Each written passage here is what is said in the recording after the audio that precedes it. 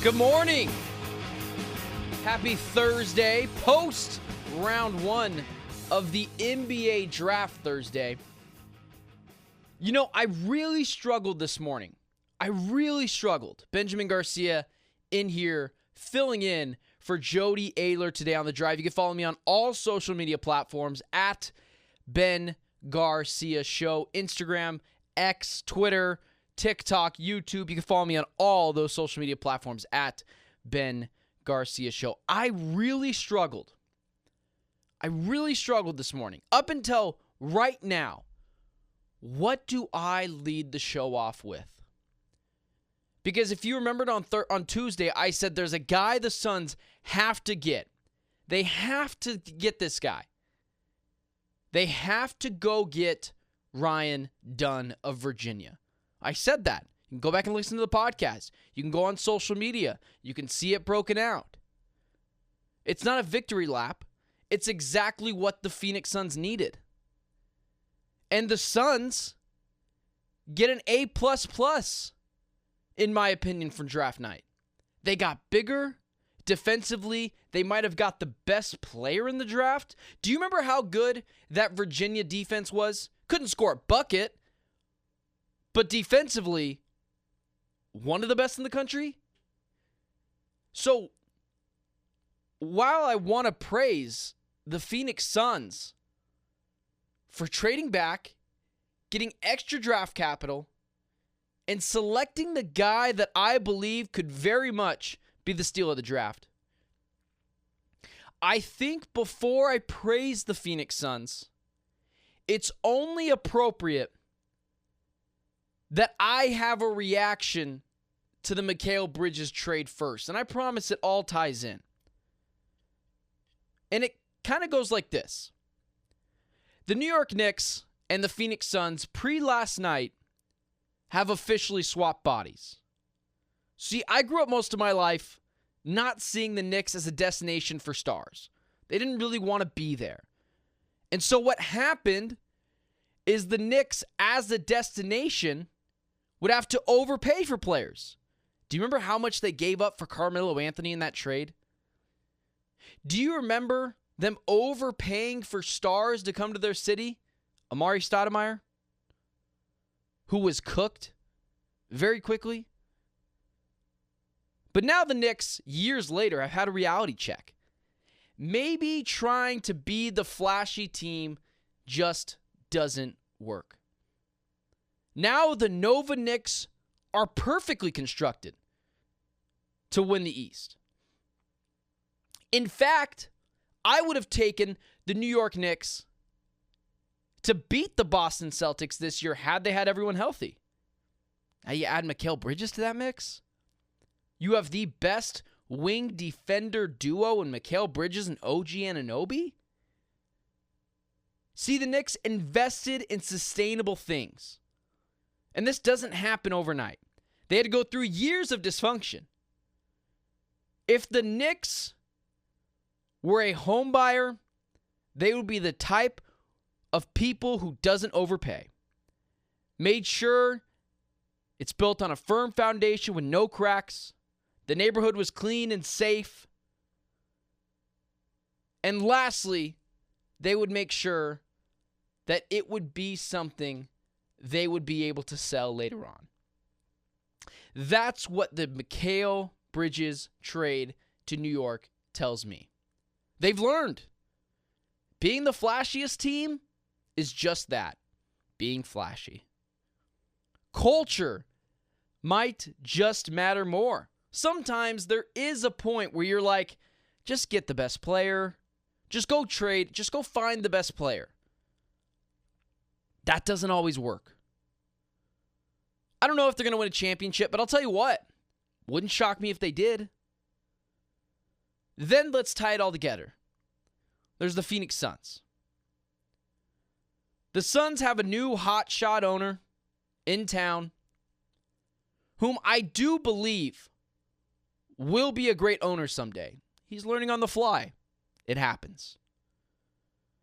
But the Suns right now, instead of being the responsible home buyer that the Knicks were, sustainable foundation, making sure there were no cracks in the foundation, safe neighborhood, investing in all the right things, making sure this is a house that they'll be able to sell later on if they so please.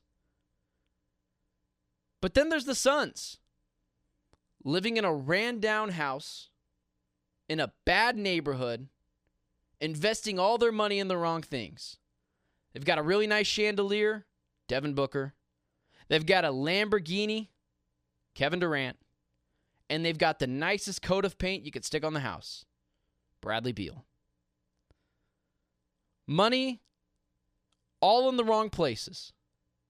Priorities are all in the wrong places. And just like the New York Knicks did, they had to go through a reality check. They had to take their licks. They had to go literal years for them to understand what the issue was and think to themselves, maybe Carmelo Anthony and trading all those pieces for him wasn't a great idea. Maybe spending all that money for Amari Stoudemire with bad knees to sell a few jerseys wasn't a great idea. The Phoenix Suns are going through that now. Maybe we shouldn't have traded so much for Kevin Durant. Maybe that was a mistake. Maybe they shouldn't have let a team like the Brooklyn Nets hold them hostage, but they did. Maybe they shouldn't have overspent on Bradley Beal. $60 million, $50 million a year contract. That's the difference. Thankfully for the Phoenix Suns, there's a way to get out of it. There is. And it started last night. Instead of packaging Yusuf Nurkic, instead of packaging that first-round pick that you ultimately used last night, you looked in the mirror and you made what I thought was a completely mature decision. I'll be honest with you. If I was the general manager of the Phoenix Suns, this is where my job gets interesting, right? Because I'm quick to throw blame. But am I quick to give credit? And I've buried James Jones on numerous occasions. Numerous occasions. I've met the guy. Very nice guy. I've buried him as a GM. It's important for me to give credit as quickly as I give blame. James Jones made the mature decision last night to stick and pick. But not only stick and pick, he did something that I wouldn't have done. I would have taken Ryan Dunn at number 22 overall and ran to the podium. You know what James Jones did? It was very impressive. Observed what was going on, made the calls through back channels, made sure their guy was still going to be there, added not one, not two, not three, but 4 second-round picks. Those are currency in the NBA. You know players that you can get at the deadline just for throwing a couple of picks in? They got Royce O'Neal for 3 second-round picks this year. So not only did the Suns make the mature decision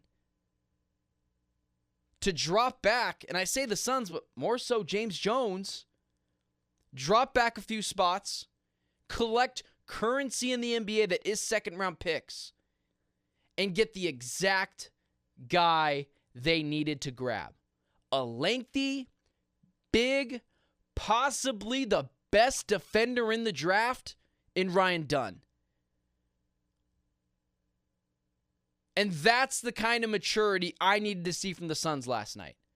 Because while you have Suns fans clamoring on social media, clamoring in real life, clamoring in the hallways talking to each other, trade Yusuf Nurkic, package those picks, go get someone that can help you win now. When in reality, they did get someone who could win now and didn't have to package anything along with it. Now, instead of having a glaring hole at center trading Yusuf Nurkic, instead of having a glaring hole at the wing position, Instead of possibly fixing one thing, what is that? Getting a point guard? Now you just have one glaring weakness for the Suns. One glaring weakness. Backup point guard. See, now you can start Ryan Dunn. You can put him in as an elite shutdown defender. This guy's 6'8". He's lengthy. He has a 7'1" wingspan. I believe the Phoenix Suns could have very possibly got the best win-now player that fits their team. Other teams might have gotten a better win-now player, but it doesn't exactly fit exactly what they do. Like the Lakers got Dalton Knecht. I think it was a steal of a pick there. Do I think it helps exactly what the Lakers do? No. Do I think he's a fantastic shooter? Absolutely. The Suns got a guy they can plug and play in small ball lineups, defend 1 through 4 on the court, and help them win now while adding some younger, cheaper talent to this roster, while adding picks. It's been a hard stretch of the last couple of weeks for Suns fans. I get that. Kevin Durant trade rumors. Could Devin Booker be unhappy? Matt Ishbia just gaslighting the organization and the fan base. Last night was a win. And you got to give credit where credit is due. James Jones was calm, eyed the guy he wanted to get, traded back a few spots, collected currency in the NBA, which is second-round picks, and got their guy in Ryan Dunn out of Virginia. Probably the best defensive player in the draft. Does he have to work on the offensive side of the ball? Sure. Who cares? He's not taking shots away from Bradley Beal, Kevin Durant, or Devin Booker. And that was my reaction last night. A very, very mature decision from the Phoenix Suns.